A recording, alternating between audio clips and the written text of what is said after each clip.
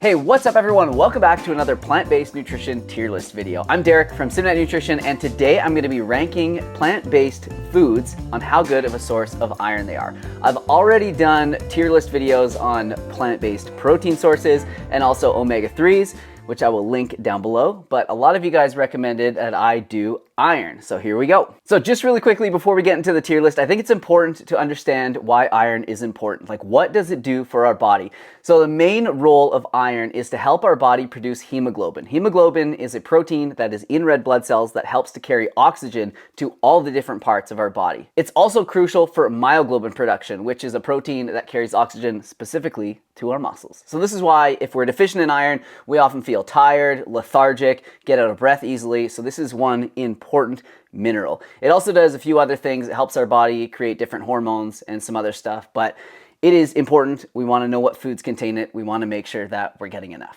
I'll put the RDIs on the screen here, but as you can see, it's different for different age groups and different sexes as well. Women tend to need more of it because they lose blood during their menstruation, and they're also more prone to becoming deficient. Athletes also tend to need more iron, but that isn't mentioned here in this list. So as you'll see from this tier list, there's a lot of plant foods that contain iron, and as long as you're eating enough of a wide variety of healthy plant-based foods, it should be easy to get enough iron in your diet. However, if you aren't, or if you suspect that you aren't, you definitely want to get your blood tested because you definitely want to know if you're deficient. And if you are deficient, you definitely want to talk to a doctor about bringing those levels up because it is really difficult to bring levels up using just food alone. So you'll definitely require some supplementation, and it's always good to get to the bottom of the reason why you're iron deficient. So yeah, definitely talk to a healthcare provider if you are. So just a few tips on how to maximize your iron absorption, because not only can you just eat iron-rich foods, but you can also do a few things to make sure that you absorb the most amount of iron from them possible. So one thing is no coffee or tea around your meals. Because coffee and tea both contain a good amount of tannins,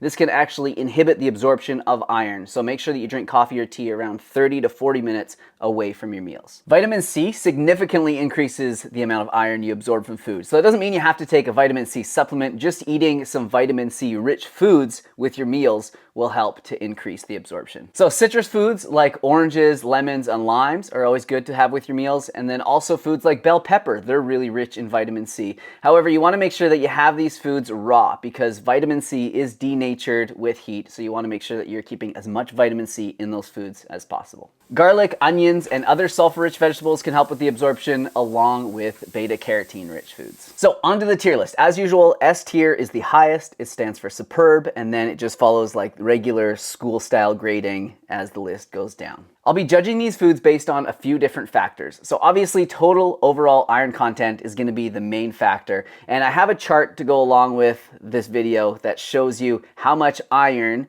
in milligrams is in each 100 grams of the given food. So with the last two tier list videos I did it per calorie, per 100 calories. But I think because those were macronutrients we were talking about fat, we were talking about protein, it seemed to make more sense to me. But for this one, because it's a mineral, I don't know, I've just decided to do it per 100 grams. And a bunch of you suggested that I do it per weight, like per 100 grams or whatever. So I always take your advice, and I'm trying it this way for this video. Another factor is how likely we are to eat a significant amount of each food. So I think that makes sense, right? Because eating like 100 calories of tofu is a lot different than eating 100 calories of greens like spinach or something, for instance. And I have used the cooked amount of all the foods. So if you see like pasta or rice or beans or whatever in the list, it's 100 grams of that food cooked. I wanted to use bioavailability or absorption as a factor in this, but I wasn't actually able to find much information on the absorption rates of each of the foods that I have listed. But from all the reading that I did, it seemed like greens have the highest absorption rates, followed by grains, and then legumes have the least amount of absorption. But the numbers varied from source to source and how each food is cooked, and it varied from food to food. So it did seem kind of inconsistent. It was honestly kind of hard to figure it out. So that's not a huge factor in this as much as I wanted it to be. Regardless, these are all good sources of iron, and this is just my subjective point of view. So if you disagree with me or you think something should be moved around or I've forgotten any foods that should be in this list, definitely let me know in the comments down below. All right, so let's get into this tier list. There's a lot of foods to cover, so I'm gonna try and get through it as quickly as I can. I've tried to kind of separate them into categories. So I've got legumes, greens, nuts and seeds, grains, and then other. So I'm gonna start off with legumes. All right, so let's start off with the trusty old black bean. So these are often touted as a good source of iron, which they are, but they're not nearly one of the highest on the list. So beans in general are a really good source of iron, and this is similar for azuki, kidney beans, pinto beans. They're all pretty close, and in 100 grams, which is about a half a cup of cooked beans, you get 2.4 milligrams of iron. So I think I'm gonna put black beans in the B tier. Just leave a little bit of room to grow. I might move it around later, but I think it goes B tier. Next are chickpeas. So these are actually even higher in iron content than black beans at 2.9 milligrams per 100 grams. And I don't know about you, but I find myself eating chickpeas a lot more than I eat black beans. I don't mind black beans once in a while, but I mean, with chickpeas, you can make hummus. You can, put them in like a stir fry. I guess you can do the same with black beans, but I don't know. I just like chickpeas a lot more. So I think I'm gonna bump this one up to the A tier. Lentils. Lentils are the friggin' best. I absolutely love this food. They're so versatile, such a good source of protein. They're so cheap, and as far as iron content goes, they're actually really good. 3.3 milligrams of iron in 100 grams. So lentils definitely are an S tier iron source, right at the top. So next is tofu. I think I've had this in both of the other tier list videos. I feel like I can't make a video without mentioning tofu. But yeah, it contains 2.7 milligrams of iron per 100 grams. So that's only about a third of a block of extra firm tofu. So it's very similar iron content to black beans, but I like it a little bit more. Definitely in the A tier. What can't tofu do? The last legume on this list are soybeans. So not edamame, not like the green immature soybean, but like actual soybeans. So no, it's hard to find these. You don't really find them canned very often, but we have purchased them dried and they're really cheap. They're great to use in the Instant Pot when you cook up like big stews and soups and stuff like that. And they're actually an incredible source of iron. 5.1 milligrams per 100 grams. So that means just 1 cup of cooked soybeans gives you over 100% of your RDI of iron, if you're a man, that is. Soybeans, definitely in the S tier. Chickpea pasta. So this is very similar in iron content to chickpeas. When I actually looked at the packaging at the store, I was shocked because the iron content was so high. I thought we had a clear winner here, but I remembered that this is for the dry weight, not the actual cooked weight of the food. So for cooked chickpea pasta, you get 2.5 milligrams per 100 grams. So it's delicious, easy to eat, a little bit more expensive than chickpeas, not quite as much iron. I think B tier for chickpea pasta. I feel good about that. So next we're moving on to greens. So I'll start with spinach. Spinach does have a ton of iron in it, and everybody knows it's a great source of iron. Popeye even knew that it was a good source of iron. That's why he always hammered it back and got all like strong and everything. But I just kept on reading that it was not highly absorbed. So unlike with most greens, the iron from spinach isn't all that well absorbed. So that's definitely gonna hurt its score. It does have 2.7 milligrams in 100 grams. So that works out to just over 3 cups of chopped raw spinach. So it's kind of a lot of spinach, but when you cook it down, that turns into virtually nothing. So it would be easy to eat a whole bunch of spinach, especially if you wilt it down. I'm gonna say, I said the wrong thing in the video, so I'm just doing a voiceover, and I think it belongs in the B tier. So this next one surprised me, and I think it's gonna surprise you as well. Parsley. So this was the highest iron containing green of any of the ones that I looked at, and it contains 6.2 milligrams of iron per 100 grams. So the only issue is that you're probably not gonna eat 100 grams of parsley. It's a pretty strong tasting herb, and 100 grams is like 1.7 cups of chopped parsley. So I love it, but I don't think I love it quite that much. I'm gonna put it up in the A tier. Next up is kale. I really like kale. I know that that is not an extremely popular opinion. A lot of people can't stand it, but I think it's great, especially when it's cooked or wilted into food. It is delicious, and it's easy to eat a whole bunch of it. And we know that the iron from it is highly absorbable. You get 1.6 milligrams per 100 grams. So although it's a little bit lower than spinach, I think it deserves to be right up there, because that is not a lot of kale, especially if it's cooked, and not a lot of calories, so you could eat a crap ton of this. So I think A tier for kale. Arugula is the last green that I have on the list. I eat arugula a lot. Whenever I see it in stores, I like to buy it, especially if it looks fresh, because it is just like so spicy, so delicious, so good on salads, and it is so good for you, and a decent source of iron at 1.5 milligrams per 100 grams. So not the best, Not quite as high as some other greens, but pretty good. So I think it deserves to go in the B tier. All right, moving along to nuts and seeds. So for all the nuts and seeds that we're looking at, 100 grams is equivalent to about 2/3 to 3/4 of a cup. So it's quite a few nuts and seeds, and that gives you between 500 and 600 calories. So it's pretty consistent across the board. So very calorie dense, but also a pretty good source of iron, as you see. So first up, let's look at cashews. These are a surprisingly good source of iron at 6.7 milligrams per 100 grams. So I love cashews, probably my favorite nut. They're so easy to eat. You can make sauces with them. You can make desserts with them. They're like so good in trail mix. And I think they deserve to be in the B tier. Pumpkin seeds. So these are one nutritious seed. So not only are they 20% protein, which actually surprised me. I didn't realize they were that high. They're also a good source of zinc, and they contain 8.1 milligrams of iron per 100 grams. So I'll sprinkle them on salads here and there. I'll have them in like a trail mix, but I find that I just don't eat pumpkin seeds all that much. And although they're a pretty decent source, I think for that reason, but they are pretty high, I think these are gonna go in the B tier. For somebody else, they might go in the A tier, but for me, it's a B tier iron source. Hemp seeds. So this is another food that has been in all 3 of my tier list videos so far.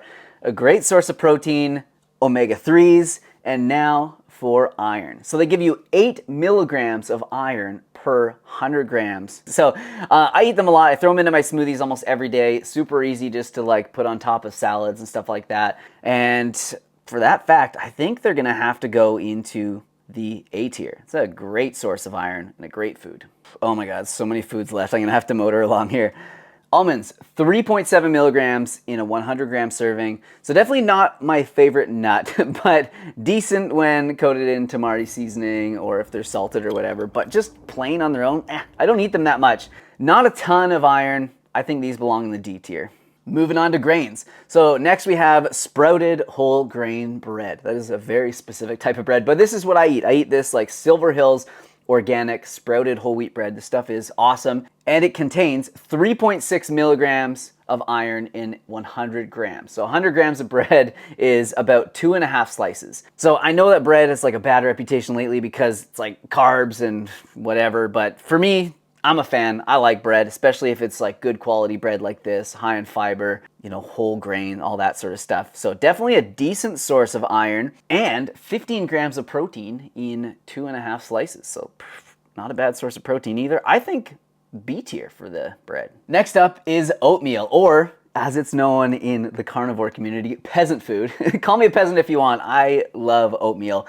It contains 1 milligram of iron per 100 grams of cooked oatmeal. So not a ton, but that's also not a lot of oatmeal. It's like a half a cup of cooked oats and only 80 calories. So not the worst, but not the best. I think probably D tier for oatmeal. Quinoa. We are big fans of quinoa in this house. I absolutely love it, and I know that it is a seed and not a grain, but let's face it, we all treat it more like a grain than a seed, so I think it's okay for it to be in the grains section of this. Not a crazy high source of iron at 1.5 milligrams in 100 grams, but probably pretty easy to eat 100 grams of cooked quinoa.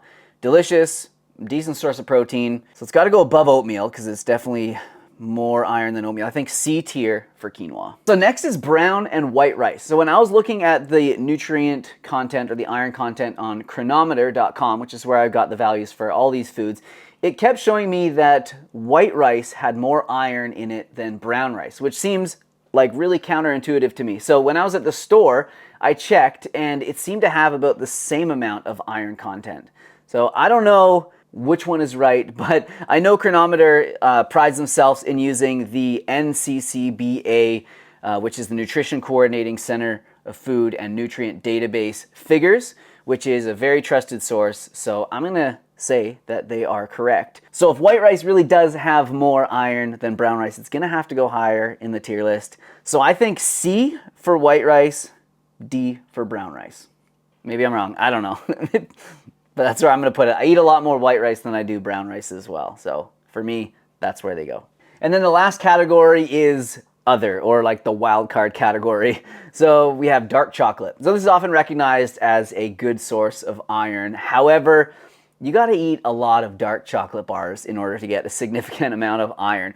So there is 11.9 milligrams of iron in 100 grams of very dark chocolate, but that's like a bar and a half of dark chocolate, and most people aren't eating that much at one time, and you're not really eating it, as like a source of iron. It's kind of more just like a snack. So for that reason, and as much as I love dark chocolate, I'm gonna put it in the D tier. Next up is tahini. So I guess this probably could have gone in the seed section, but I don't really consider tahini a seed, even though it is just like ground up sesame seeds. But it turns out tahini is a really good source of iron.